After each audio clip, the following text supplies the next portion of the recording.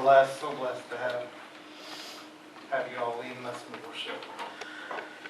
All right, I'm so glad to see you all again today. It's just been such a great blessing. It's been such a busy week for us, but I want you to know we are moved in, and you know, everything's got a place right now, which is great. And we thought that would happen because the trailer is so much smaller than the apartment, and it still took us a week to get it all ready to go. But thank you so much for all your help, for all your prayers, for all your concerns, and we've been so busy, but well, we are settled in. Really, we want to be able to go and spend more time with you now that we've got all that stuff out of the way. And I know Kim's put a sign-up sheet in the back. If there's some time that would be good for you to come and meet with us, maybe for us to go and meet you somewhere, or for you to come to our apartment and spend some time with us, we'd love for you to just to set an appointment and say, hey, this would be a great time for me. Now, if you want to spontaneously call us up and say, hey, something's going on right now, we're cool about spontaneity too. But by setting the plan, we can guarantee we can get some time together. And we want to spend some time with you. So please make an effort. Reach out to us. Help us get to know you better. Help us find the things that you love and the things that you care about. And we'll share with you the things that are going on in our life. And we want to be a part of that. I'm just so blessed to be here. My family is so blessed to be here. And just thank you for letting us be a part of all of that. So I want to encourage you in that. And now, I've been told the last couple of weeks, I've been encouraging you, I've been putting our sermon notes on a Bible app, and I just want to remind you one more time, it's on a Bible app called YouVersion. I know some of us are struggling to get it just right, and that's okay, because I know the first couple of times through something, I even tried to do it on my iPad this morning, my iPad was freaking out, so I get that. After church today, if some of you want to gather around, we'll go through some of it. I'll show you how all of that stuff works. And Kim has printed up some sheets that have some directions as well. And so hopefully that'll help. And then if you come on Wednesday nights, we were more detailed going through it on Wednesday nights because we just kind of had some relaxed time to talk together. And so if you want to learn how to do that, once again, the technology is not that important. I mean, do or don't, but it's a resource for us to use. And if we can use technology in order to help us grow closer to God, in order to help us retain the information that God's giving us, then it becomes a way for us to use technology to further the kingdom of God. If you're not a technology person, I get it. My mom still doesn't have a cell phone at all. Not a smartphone, not a flip phone, nothing, all right? I get it. If you're not a technology person, I'm okay with that, all right? The Bible with pages that flip and turn and smell awesome and stuff like that, that's still great. You can use it here. We're not going to push that out the door. But we are still working through our series on new beginnings. There's 5 Sundays in this month, so we're going to have 5 Sundays on our new beginnings. Next week, just to kind of give you a heads up, we're going to be talking about new beginnings of sacred things. And I'm really big on helping us as a church understand that there are things that God says, this is important. Things that we call holy, things that we call special. And so next week we're going to be talking about some of those. And we're going to be participating in some. We're going to be doing the Lord's Supper next week. And so if that's something that you like to put on your calendar and know that we're going to be doing that next week. And so you just might make a mental note of that and say, okay, next week we're doing the Lord's Supper. After that, we're going to be getting into a series from the books of Timothy, 1st and 2nd Timothy. And so we're going to be doing a Bible study through those 2 books. And so for some of you that are like, I like a pastor to get into a book and let us know things that are going on, we're going to be doing that in our next series. And we're going to be working on the book of Timothy.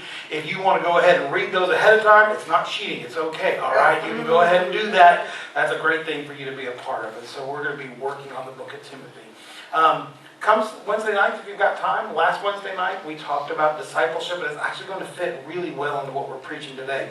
That wasn't like a planned thing on purpose. It won't be every single week where it's like that, but this week definitely.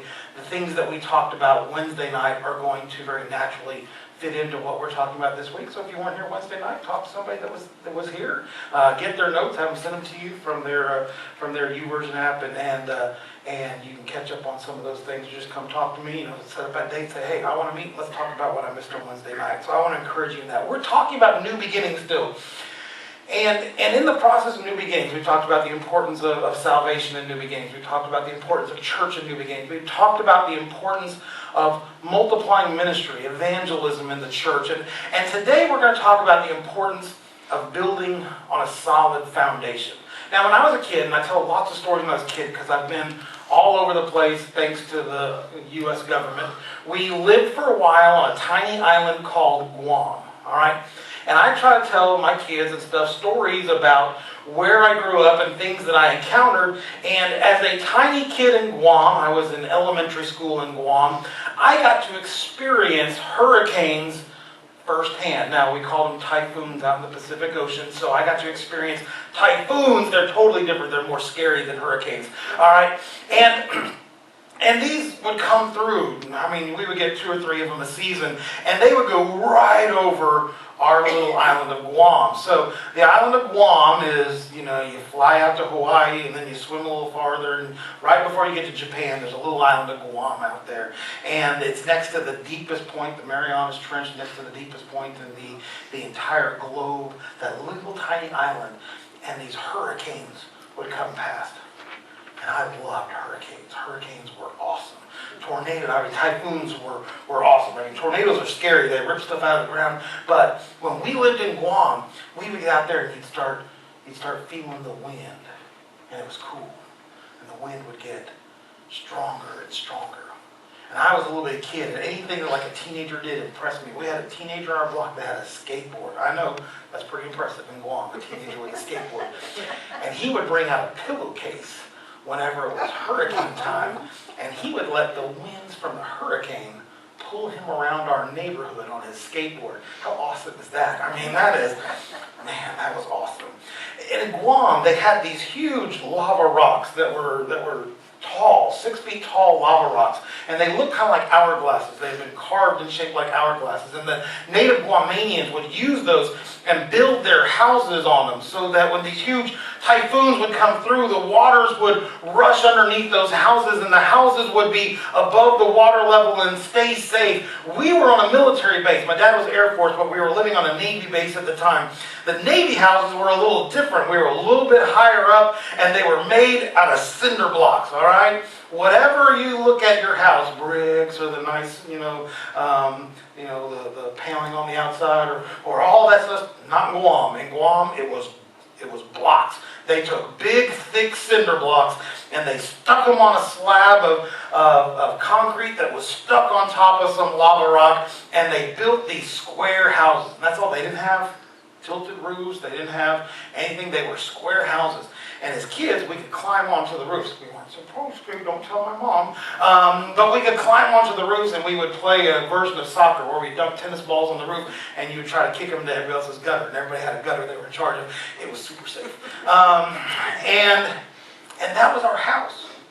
And our windows were set 3 feet into the house. So wherever you had a window in the house, you had like a little jut where the windows came in. And we had these huge sheets of corrugated metal.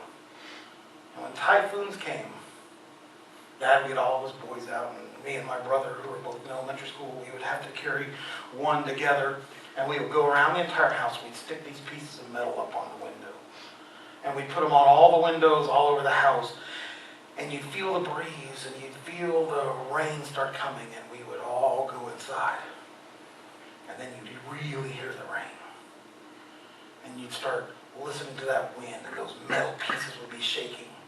And all of the strange animals that lived in the boonies behind us would get terrified, and especially the snakes. They would come towards the houses where it would be safer, and they would crawl up between the metal corrugated wall and the windows. So we would have windows, snakes, metal piece to protect us from the typhoons. And we stayed in our house.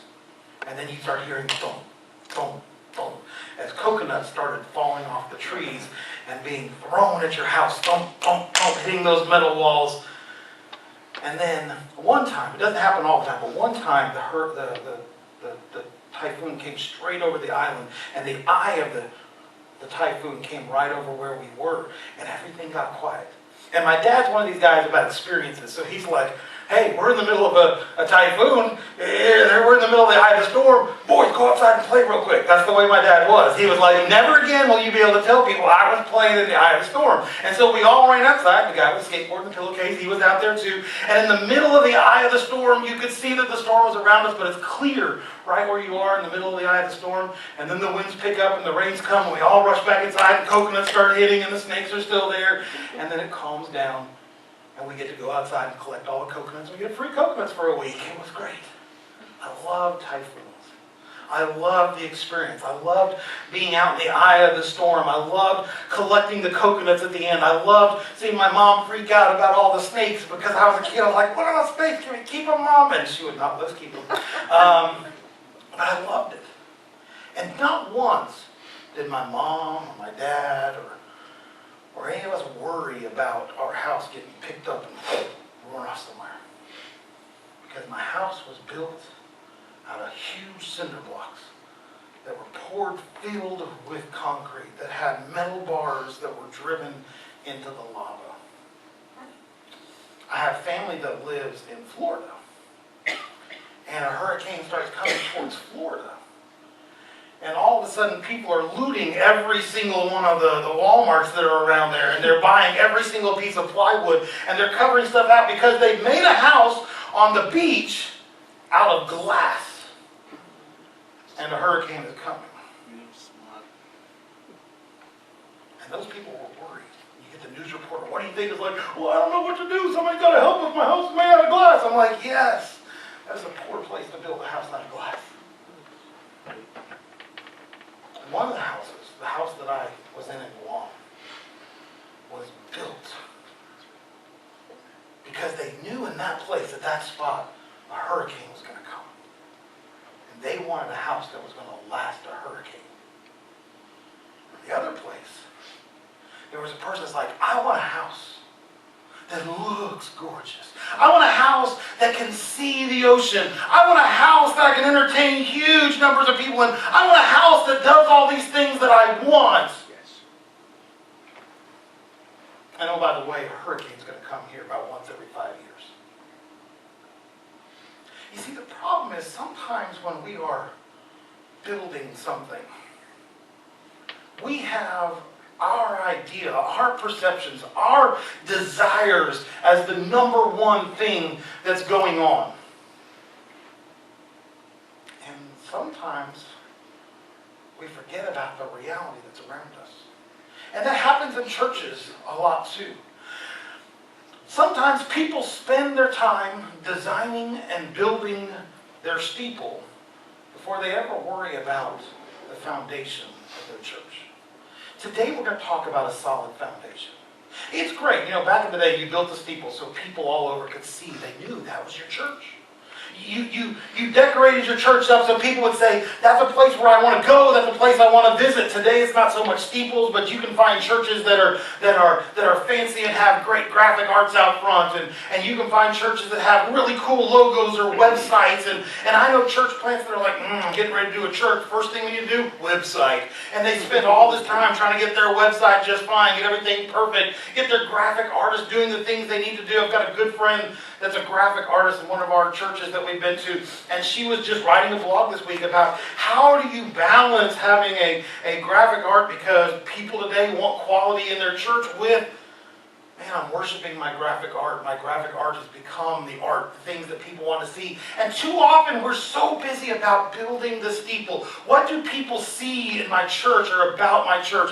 And we forget that if we have a steeple, if we have the most gorgeous building in the world, if we have all these wonderful windows and all these things, and the hurricane comes and we haven't thought about the foundation, no matter how beautiful it is, you're about to lose it all. You have to consider the foundation first.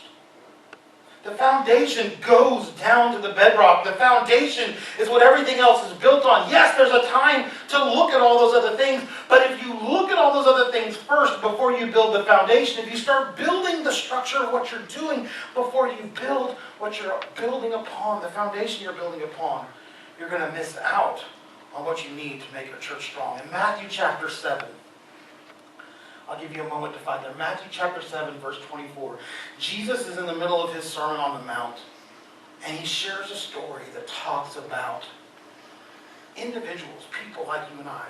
How do we set up our lives? Matthew chapter 7, verse 24 says, anyone who listens to my teaching and follows it is wise, like a person who builds a house on solid rock. Though the rain comes in torrents and the floodwaters rise and the winds beat against that house, it won't collapse because it is built on bedrock. But anyone who hears my teachings and doesn't obey, it is foolish. Like a person who builds a house on sand, and when it rains and floods come, and the winds beat against that house, it will collapse with a mighty crash. Jesus, talking to the crowds in one of his earliest sermons, is trying to lay out for them the importance of considering your foundation. What are we built on? If you were here Wednesday night, like I said, a lot of this stuff will build on each other. We talked about the importance of having a discipleship priority in the church. We looked at a lot of Bible verses from early in the Old Testament all the way through the New Testament, where it talks about the importance of teaching and building up people in the church. As a church, we have to have a priority that our foundation is built on the teachings of Christ. He says it right here, anyone who listens to my teachings and follows it. And then anyone who listens to my teaching and does not follow it. Who sets the firm foundation? The firm foundation is set by the people who have placed their feet, who have placed their rock, who have placed their faith, who have placed their hope, who have placed everything about them into the teachings of Christ and are willing and ready and able to follow him. When we build our foundation, when we pour our foundation, I worked with a bricklaying company for a long time, and we did a lot of work around foundations because we were that next thing. You build the foundation and then, bam, they would send us in. I actually built those cinder block walls for many of schools and banks and other places that we worked on. And I saw how we took that foundation and we drove our metal dowels into the foundation, and we set our blocks on them and we put them with concrete and we made them strong. We work into our foundation the tools, we work into our foundations the resources that are needed to keep it as strong as possible. Rebar was woven all through it. On the strongest of buildings in Oklahoma, we had to build buildings that could withstand tornadoes that came through. There was a law that said every school had to have a tornado shelter, and we became tornado shelter building bricklayers. That was part of what we did, and we would go from school to school to school, and you would find that not only would the concrete be poured and have all of that rebar through it, rebar would be coming up out of the concrete that our bricks would set right on, our blocks would set on, and every block had more rebar in it and more concrete in it, and it was strong, and in that foundation, there was something in that foundation to make it strong. And in a church, there's something in our foundation that makes it strong. We start with faith, has to be worked into our foundation. A faith in God, a belief in God, a faith in Christ, a trust in him. There has to be a foundation that has faith worked into it for a church to be able to do what a church is supposed to do. In Hebrews chapter 11, the entire book of Hebrews, the entire chapter of Hebrews 11 talks about faith and the importance of faith. And at the conclusion of that, we get this statement, how much more do I need to say? It would take too long to recount the stories of the faith of Gideon, Barak, and Samson, and Jephthah, and David, and Samuel, and all the prophets. And by faith, these people overthrew kingdoms, ruled with justice, and received what God had promised them. They shut the mouths of lions, quenched the flames of fire, and escaped death by the edge of the sword. Their weakness was turned to strength. They became strong in battle and put whole armies to flight. Women received their loved ones back again from death. And so on this list of these are people of faith. The writer of Hebrews says there's so many. We can't even recount all the faithful people that are there. But by faith, people found strength.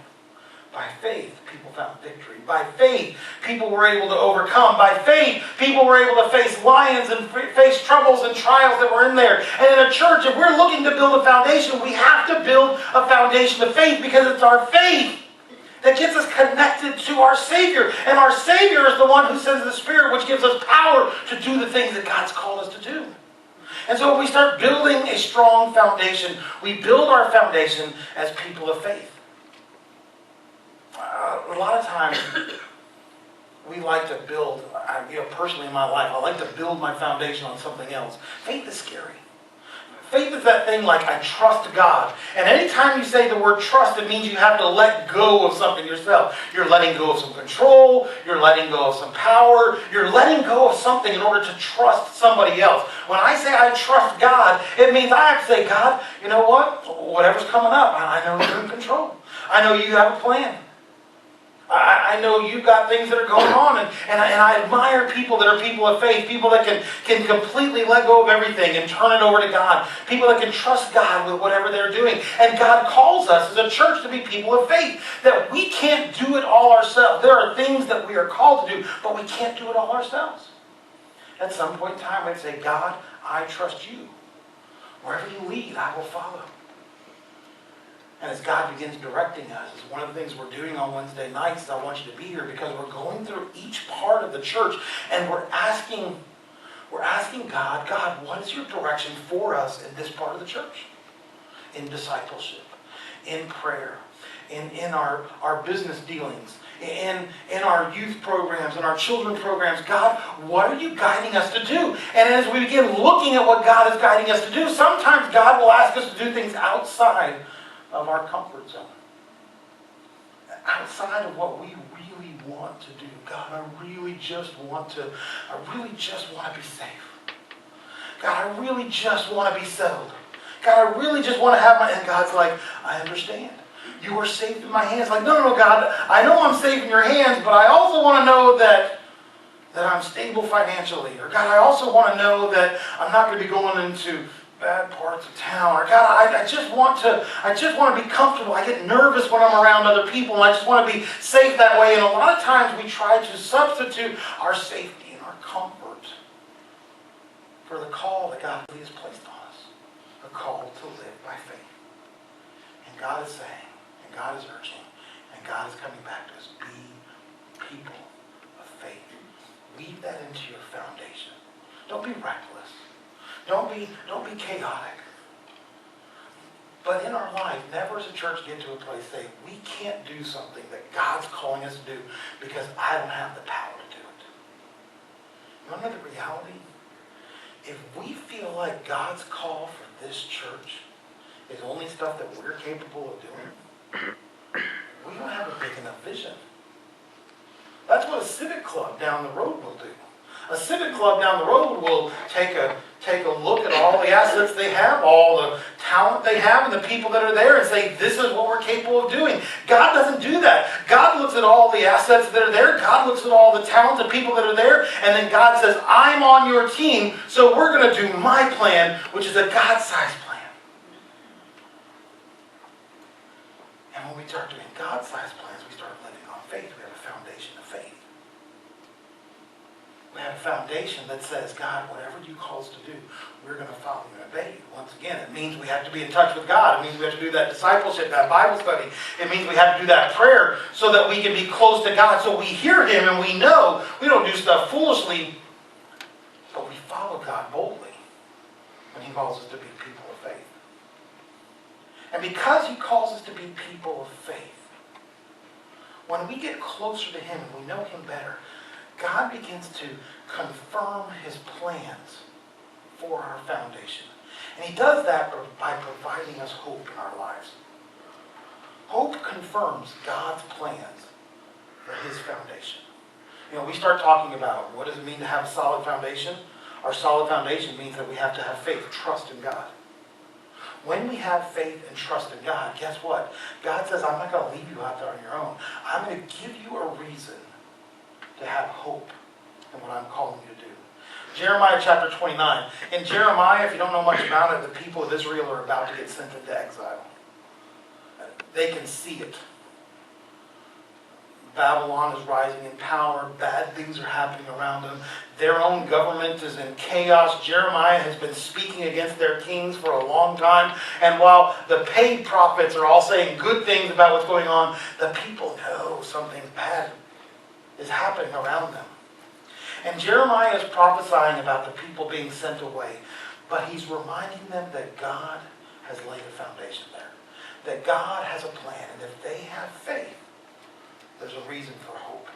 Jeremiah 29 verse 11 says, "For I know the plans that I have for you, says the Lord. They are plans for good and not for disaster, to give you a future and a hope. In those days when you pray, I will listen. And if you look for me wholeheartedly, you will find me. I will be found by you, says the Lord. I will end your captivity and restore your fortunes. I will gather you out of the nations where I sent you, and I will bring you home again into your own land." I love that passage. How comforting is it to know that God says they are plans for good, not disaster, to give you a future and a hope. God has a plan for you to have a future and a hope. God has a plan for us to have a future and a hope. He knows the plans that He set out for us, and they are plans for good. And so as we follow God as people of faith, as we pursue God as people that are passionate about loving Him and knowing Him, seeking His counsel and seeking His guidance, God's not going to look at us and say, "Oh, well, you know what? I'm a little bored with Connecticut right now. Really, I'm going to go wander somewhere else. I'm going to go help people in Asia." All right? That's not how God is. God doesn't look at His people saying, "Yeah, I know they're praying. I mean, we had 7 people gathering together before church praying. Our prayer team is rocking it. They got the yellow badges, all right? You see those yellow badges? They're praying. You need somebody to pray for them? Go ask them. But they're praying for you every Sunday before church too.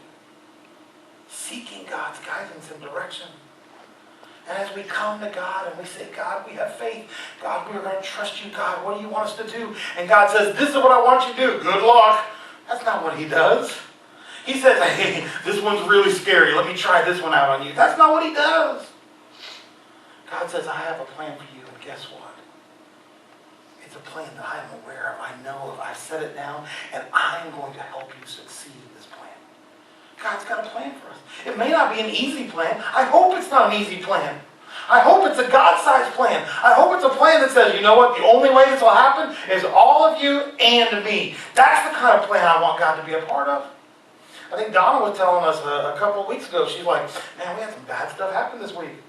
God must be ready to do some stuff." I think that happens sometimes. We're looking at our lives and saying, "Hey, this has been a tough road." Guess what? Satan's fighting against it. Anything Satan's fighting against, I know God's working for. And we see God working, and we see God moving, and we see God struggling. We see us struggling along with God. But God is making it work. God is there before us, and God is giving us a hope. "But Pastor, it's so hard. Our enemies are so big. Obstacles are so tough." I know. We wake up and we're feeling overwhelmed some days. Our bodies don't want to do what our minds want to be a part of. Our faith is big, but our heart is struggling. I know, I get it. How in the world could we possibly overcome? The Babylonians are about to attack the nation. An entire nation that is taking over people all over the place is going to come and overwhelm us. God, what can we do? But I want you to know that hope is God's way of comforting us.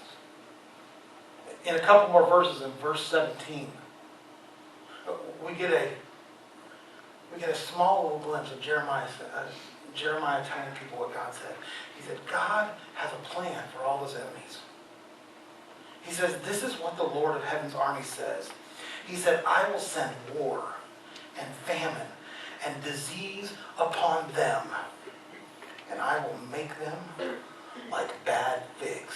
Yeah, you ever think about that? All right, those people that are working against you, God's going to make them like bad figs. I know, you feel better now, don't you? Whew. God, Thank you so much. I don't know the difference between a good fig and a bad fig, but I know if God turns my enemies into bad figs, I don't want anything to do with it, okay? Go get a fig Newton or whatever, bad fig Newtons that you left out or something. But God says, guess what? They're going to have war, they're going to have famine, they're going to have disease, but worst of all those, I'm going to turn them into bad figs, all right? They're going to be like bad figs. I just want you to think of that sometimes when you're having a bad day, when you're having a rough time, when you can feel that Satan is coming against you or Satan has been bringing people against you. I want you to tell yourself in your mind, you know what? God's got this under control. They may be bothering me today, but tomorrow they're going to be like bad figs, all right? Think about it when you were a kid. Now, maybe you guys were different kids than me, but like, you know, my mom was always like, hey, you need to eat some of these prunes, all right? And to me, prunes and figs look a lot alike, all right? I'm going to leave those figs up there because it's going to make my wife uncomfortable the whole time. But she'd be like, hey, you want these prunes? And I don't want anything to do with prunes. I'm like, stepping back. And my mom was like reverse psychology sort of person about everything. She's like, I'm going to eat them. Keep eating. No, I'm going to eat them all. I'm like, okay, you can eat them all. I don't want the prunes. And I feel that way about figs. I don't think I want the figs. And if it was bad figs, I really don't want bad figs. They don't look nice or look right. And that's what God says He's going to do to our enemies. He's going to make them the sort of nasty fruit that people look at and say, I'm just going to pass. I'm going to step away from that. It smells. There was a picture I found of bad figs that had fuzzy stuff on it. I didn't put that one up because Sweet Night I made it. But there's fuzzy stuff on it. I'm just going to step away. There's no way that's like, I'm just going to brush that off. We'll take that in, okay? Nobody's going to do that. Nobody wants that. Our enemies think they have something going for them, but there will be a time when no one will have anything to do with them. There will be a time that God has taken them from the place that they are to a place of destitution, where war and famine and disease are the first things on the list. And the very people they thought that they were impressing, the very people that they thought they were garnering favor with, will have even abandoned them. And so in those bad times, take a deep breath and say, God will make them bad things. And maybe that'll give you that hope, because that's what God is trying to give the nation of Israel. There will be hope, because I have a plan, and it involves turning your enemies into figs. Think about that in our lives. God has a plan for us. In other places, the Bible says, no weapons of the enemy formed against us will prosper. That sounds more macho, right? But I'll remember bad figs better than I'll remember that. So I want to encourage you. Pursue God with all of your heart, with your faith. And know that through that, God is going to provide you hope. And because we have a solid foundation built on faith, because we have a foundation that is confirmed through our hope in God, God is then going to give us the ability to build upon that foundation. And so one of my favorite verses is a verse out of Corinthians that says, these three remain: faith, hope, and love. So I put a few things about love here. When we build a foundation, a strong foundation, when we build a foundation that's able to be a foundation built on hope, one that knows that God has things under control, we then have the opportunity to start building that steeple. And what do we build a church on? We build a church on love. You see, love brings people in. You got a strong foundation. You got something solid. When that hurricane is coming, when that typhoon is coming, guess where all of the wild creatures and all of the civilized children of the world went to? They went into the building of strong foundation. They went into the building that they knew was built out of solid rock, that was in the bedrock. Love brings people in. Love builds people up. When you are beaten down, when you are having a tough time, when it is rough around you, love lifts people up. It encourages them. It gets them off the ground and it gets them on their feet again. Love keeps people together. Love lets people know that in their hard times, when they're struggling, the people that don't have hope that are outside those doors, when they come in and they're falling apart, and we introduce them to a God that does give hope. Love keeps people together.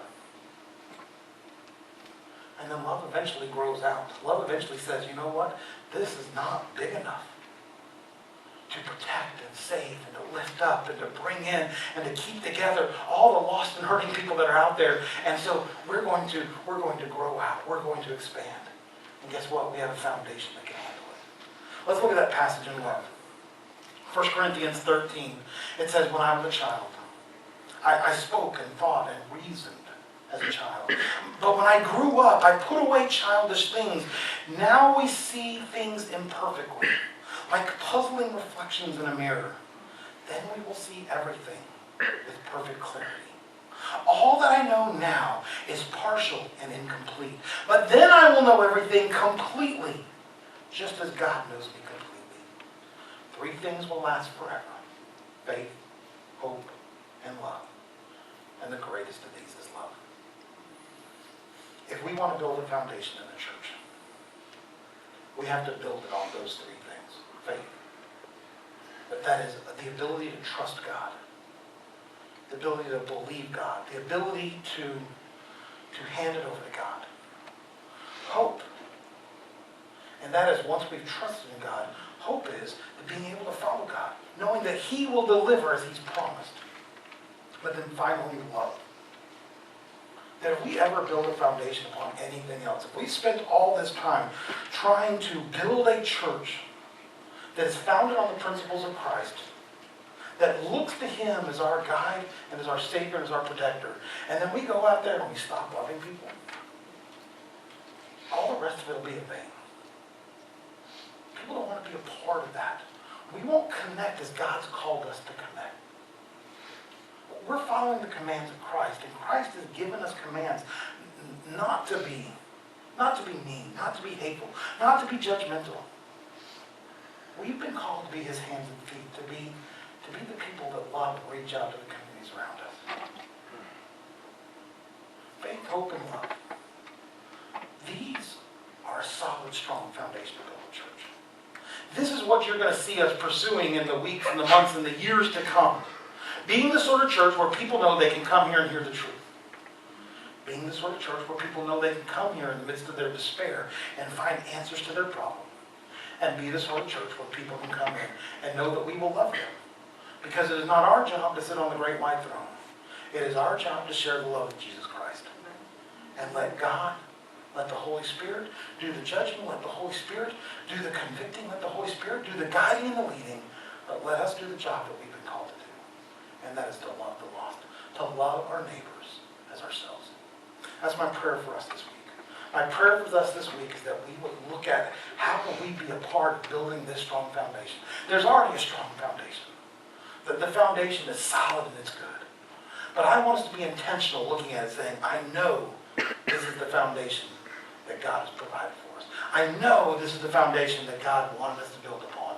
So that as we begin these discussions on Wednesday nights where we're talking about what are the different teams, what are the different ministries that the church must do, we do it with our eyes fixed on the foundation first. Before we build the steeple, before we build all the stuff that people can see, am I the person that God's called me to be? Are you the person that God's called you to be? That's your challenge this week. To look at yourself and ask myself, God, have I prepared my foundation? And God, am I ready to be a part of building the foundation of the church? That's your challenge. Y'all pray with me. Our Heavenly Father, Lord, I pray today that we would be convicted to be a part of something great, Lord. People that are willing to trust you. And God, it means that we have to give up a little bit of control. God, we have to give away some of our power. But God, when we give our control and our power away to you, Lord, we find out that you know so much better where we need to go and how we can use the strength that you have given us. Lord, I thank you so much for all the people that you have used in this building already. And Lord, I thank you so much for the people that you plan to bring in and use in the future. God, I'm so grateful that you have a plan for us. A plan for good and not for evil. God, a plan for a future for our hope. Lord, I pray that you would help us to see that plan. I pray that you would help us to see that future, that we might follow and pursue after you. God, I pray that we would be people of love. Lord, I pray that we would, with all of our being, look at our community and not see them as evil, but see them as broken and need of people's compassion. Lord, I pray that we might be able to touch their hearts and minister to them.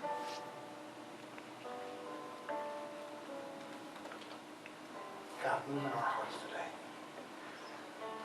Lord, I pray that you would move in our hearts and let us see the people that are hurt and needing around us, and that we might reach out to them in love. And that we might build the sort of church that would gather in the poor and the needy and the hurting, and when you sit on your throne and say, thank you for caring for me when I was hungry, and caring for me when I was sick, and caring for me when I was in jail. And we said, when did we do that? And you said, when you did it for the least of the people in Weatherfield, you did it for me. Lord, we love our town.